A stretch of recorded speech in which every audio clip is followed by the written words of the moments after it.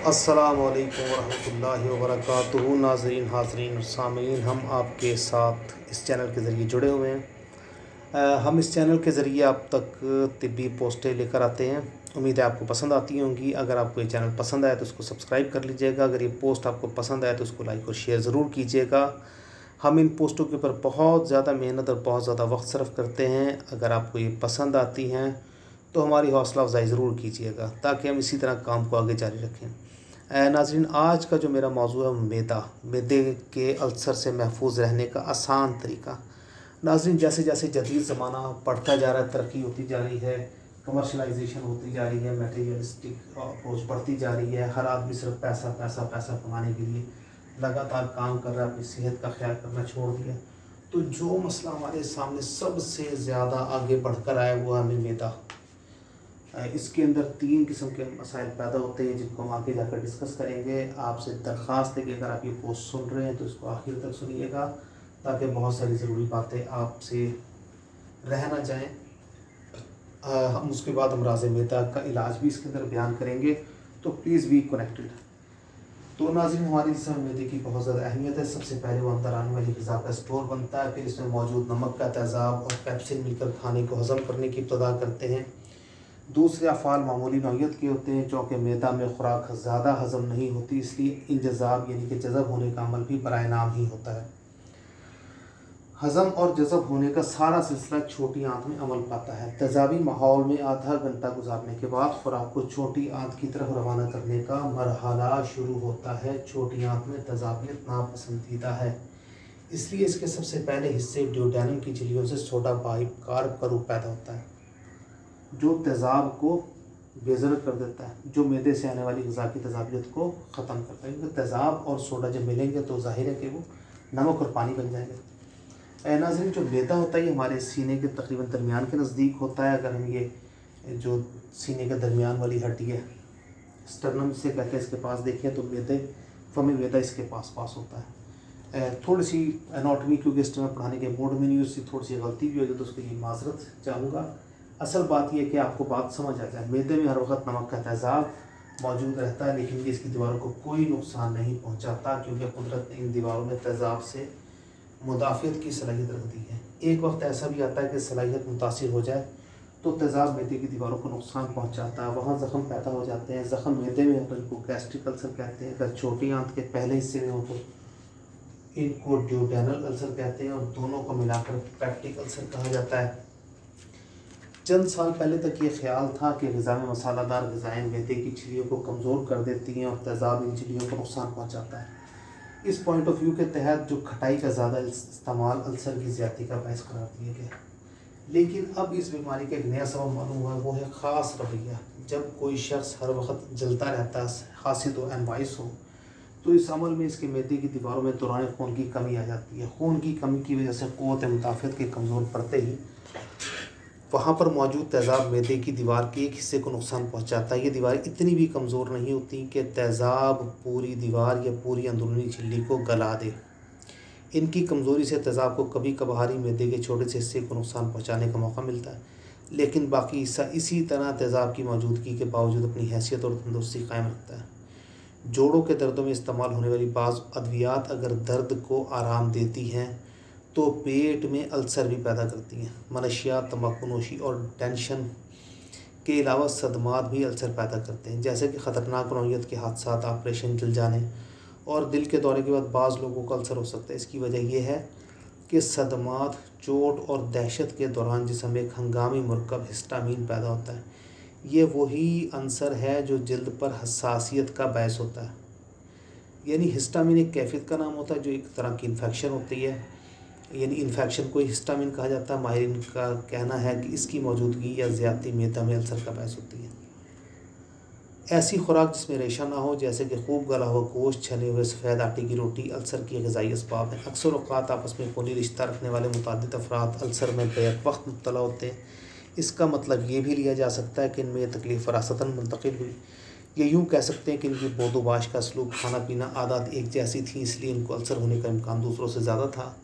50% मरीज़ों का अल्सर मैदा के ऊपरी वाले मुंह के करीब होता है। वो असबाब जो मैदे में ज़ख़म पैदा करते हैं वो बैक वक्त एक से ज़्यादा अल्सर भी बना सकते हैं। लेकिन 90% मरीज़ों में सिर्फ एक ही अल्सर होता है, जबकि 10 से 15% में एक से ज़्यादा हो सकते हैं। पेट के वस्त में पसलियों के नीचे जलन से बीमारी की इब्तदा का पता चलता है, जिसे आम ज़बान में लोग हार्ट बर्न कहते हैं। ये जलन बढ़ते बढ़ते दर्द की सूरत इख्तियार कर लेती है। दर्द के औक़ात वाज़ेह और मुकर्रर होते हैं। ये दर्द ज़्यादातर 2 खानों के दरमियान महसूस होता है। मरीज़ को भूख का एहसास दर्द से होता है, क्योंकि दर्द खाली पेट में बढ़ जाता है। अक्सर मरीज़ खाना खाने के बाद आराम महसूस करते हैं। इसकी वजह यह है कि पेट के तेज़ाब खाने को हज़म करने में सर्फ हो जाते हैं। इस तरह वो ज़ख़म पर लगकर थोड़ी देर के लिए दर्द का बायस नहीं बनता। ये दर्द पेट के अलावा गर्दन से नीचे कंधों के दरमियान भी महसूस हो सकता है। कुछ लोगों को दर्द के बगैर एक रोज़ अचानक मालूम होता है कि तय के साथ खून आ रहा है, इनके पेट में अल्सर हो गया। वरना आमतौर पर सबसे पहले जलन होती है, फिर मुंह में खट्टा पानी आता है, फिर वाटर ब्रश, भूख कम हो जाती है। खाना खाने के बाद पेट में बोझ महसूस होता है, जी मतलाना और कै ज़रूरी नहीं, लेकिन कै अगर आ जाए तो इससे बड़ा सुकून महसूस होता है। कै अगर बार बार आए और ख़ासी मिक़दार में हो तो इसका मतलब ये भी हो सकता है कि मैदे के आंतों की तरफ से मुँह बंद है, ये इसमें जुज़वी तौर पर रुकावट आ गई है। बदहज़मी अल्सर के मरीज़ों का ख़ासा है, लेकिन अजावत का निज़ाम बहुत कम मुतासिर होता है। अलबत्ता कभी कब्ज़ और कभी असहाल रोज़मर्रा की बात बन जाते हैं। इन तमाम अमूर से मरीज़ की ग़िज़ाई हालत मुतासिर होती है, इसका वज़न कम होने लगता है और कमज़ोरी बढ़ती है। अल्सर की सबसे ख़तरनाक सूरत इसका फट जाना या अंदर खून बहना है, जिसकी वजह से बेहोशी, कमज़ोरी, चक्कर, ठंडे पसीने आते हैं, नब्ज़ कमज़ोर पड़ती है। इस तकलीफ़ में मैदे की दीवारों में आर पार सुराख हो सकता है। मैदे का वो मुँह जो आंतों की तरफ खुलता है बंद हो सकता है। रास्ते बंद होने पर ग़िज़ा मैदे से ना तो आगे जा सकती है और ना ही जिस्म की तवानी कायम रह सकती है। जितनी देर मैदा ग़िज़ा को रोक सकता है रोके रखता है, फिर कै की सूरत में सारी ग़िज़ा एकदम से बाहर निकल जाती है। कै आने से तबीयत को बड़ा सुकून मिलता है, मगर यह सुकून एक आर्जी सुकून होता है और एक तूफ़ान का पेश किया होता है।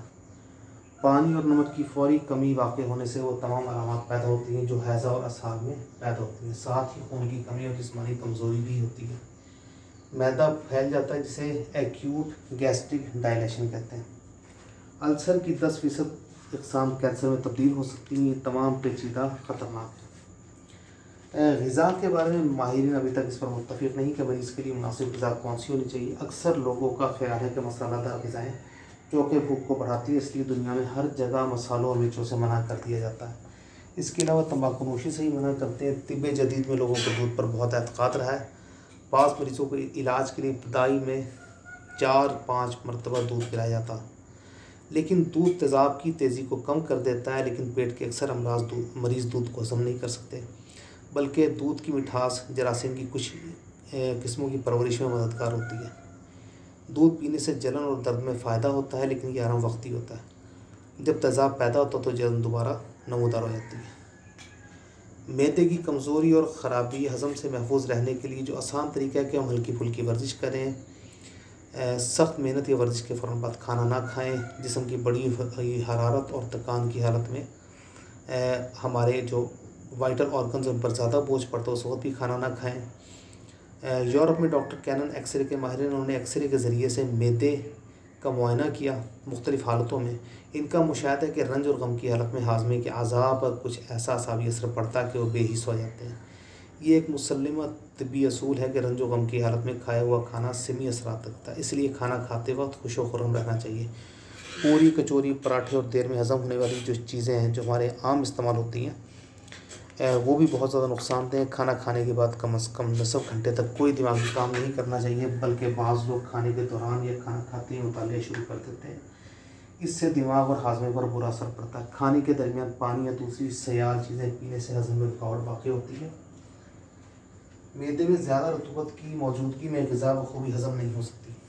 खाने में प्यास लगाने वाली चीज़ों से परहेज़ करना चाहिए। खाने में ज़्यादा नमक, मसाला, अचार, चटनी और मुरब्बे जैसी चीज़ें जो हज़म में मदद देने के बजाय प्याज को बढ़ाकर हज़म में रुकावट बनती है, इस्तेमाल नहीं करनी चाहिए। असूल है ये कि जो चीज़ भी हम खाएं इसका दर्जा हरारत हमारे जिस्म के मुताबिक हो, ना ज़्यादा सर्द तो ना ज़्यादा गर्म, बल्कि मौतदिल हो। बर्फ़, आइसक्रीम, कुल्फ़ी हम कम से कम इस्तेमाल करें। ये दांतों और मसूड़ों के लिए भी नुकसानदेह है। अल्सर के इलाज के लिए बहुत सारी चीज़ें हैं। अल्सर के इलाज के लिए सबसे जो आसान तरीका है वो खाना खाने से 5 मिनट पहले इसबगोल का छिलका खा लिया जाए। उससे जलन में गैर मामूली तौर पर फ़र्क पड़ता है और मरीज़ काफ़ी अच्छा महसूस करता है। इसके अलावा एक मौसर दवा केला की है। केले में इस मर्ज़ पर काबू पाने की कुदरती सिफ़त पाई जाती है। केला मैदे की झिल्ली पर एक तह सी जमा देता है। ये तह यहाँ की रतूबत की तेज़ाबियत को मुतदिल बना देती है। यही काम इसबगोल का छिलका भी करता है।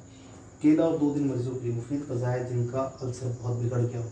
बादाम और दूध को ब्लेंड के ज़रिए मिलाकर मिल्क शेक बना लीजिए। ये भी मैदे में तेज़ाबियत की ज़्यादती का बड़ा उम्दगी से इज़ाला करता है।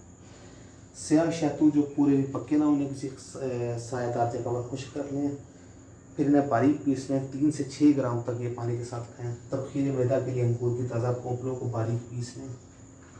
इसमें 3 अदद काली मिर्ची भी शामिल कर लें। नमक हस्ब ज़ायक़ा रखें। इस आमेज़े को चंद दिन खाने से तबखीर मैदे की शिकायत दूर हो जाएगी। मैदे के मुकाम पर जलन या बोझ महसूस हो तो रोज़ाना 100 ग्राम से 250 ग्राम तक चकोतरा, यानी चकोतरे का जो छिलका है उसको और इसके गुदे को मिलाकर 100 से 150 ग्राम तक खा लें। इसके अलावा होम्योपैथी के अंदर एक दवाई है चाइना, बहुत शानदार है। इसके अलावा लाइकोपोडियम है, नक्सवामिका है, इनका इस्तेमाल किया जाए। इसके अलावा कालूसंत है, मैदे के दर्द को रोकता है। डायस्कोरिया मैदे के दर्द को रोकता है। इसके अंदर ये भी देखा जाए कि वाकई मैदे का ही दर्द है, कहीं ये पित्ते में पथरी का मसला तो नहीं है। उसके हिसाब से उसको इन्वेस्टिगेट किया जाए। नेट्रम फॉस मैदे की तेज़ाबियत को काफ़ी हद तक कम करती है। अगर मुँह में जाके में कड़वाहट है और जिगर भी कमज़ोर है तो नेट्रम सल्फ का इस्तेमाल बहुत ही शानदार रिज़ल्ट देता है और इसको जहन में रखा जाए हमेशा।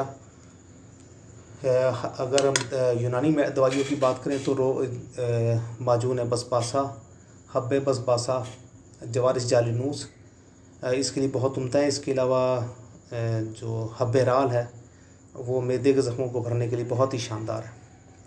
अगर आपको किसी किस्म का कोई मसला हो तो नीचे मौजूद टेलीफोन नंबर पर आप रब्ता कर सकते हैं। अस्सलाम वालेकुम रहमतुल्लाहि व बरकातुहू।